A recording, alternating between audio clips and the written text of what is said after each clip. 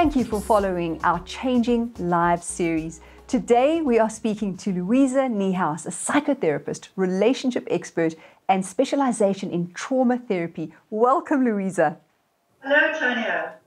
It's wonderful to have you with us today. So today, in this particular episode, we're going to be talking about consciousness as a subject. And I'm going to unpack for you quickly what my interpretation of consciousness is, because I like to look at the world slightly uniquely. I call it Tanya-isms. How I view consciousness is, I say, it's your programmed mind, because your thoughts and your experience of the world is programmed from birth, and your knowing, your sense of self. And I perceive consciousness to be a meeting halfway of those two, where it's a 50% conscious programmed, and we work like that. So what is your take on that from your perspective? And for me, consciousness is a state of being, which is a state of awareness that exists in ourselves and in relation to others and our environment. And consciousness can change depending on what we come into contact with. So, for example, you can reach an altered state of consciousness through meditation, through hallucinogens, through prayer, through psychology.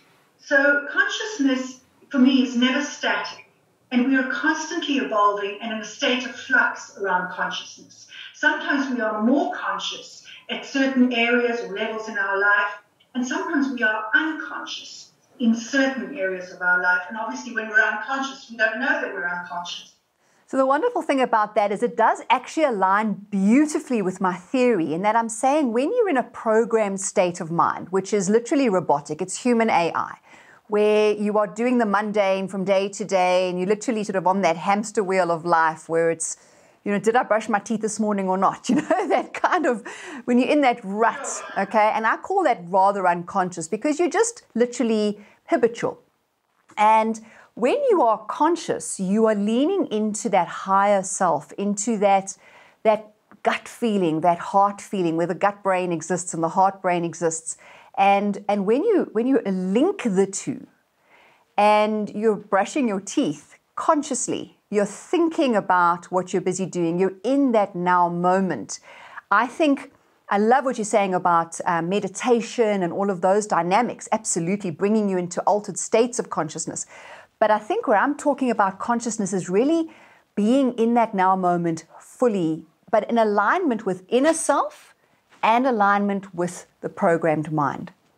Your thoughts on that? I call that congruency. And it's so true what you're saying, Tanya.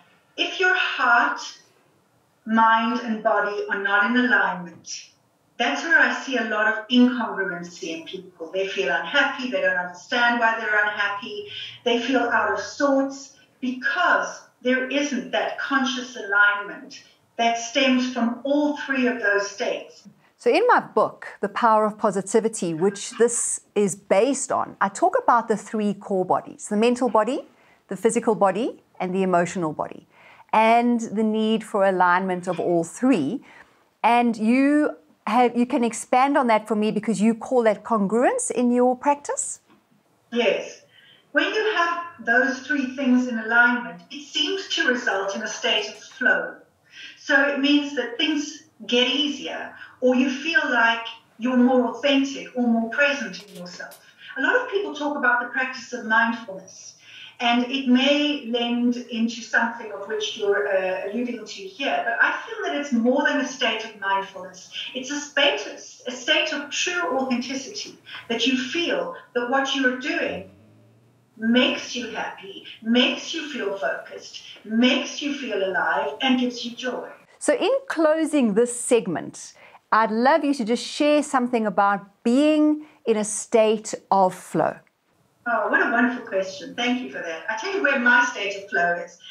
I have been dancing tango for many years, and to totally get lost in the dance, for me, gives me such a state of flow. Even with art, I love painting with oils. To sit and to be totally focused on one thing for a couple of hours and allow no other thoughts to intrude gives me a sense of flow. Oh, that's just too beautiful. Thank you so much for sharing that. I can't wait for our next segment. Thank you. Thank you so much. Afaga, afaga, afaga. Uma sabufa e sim.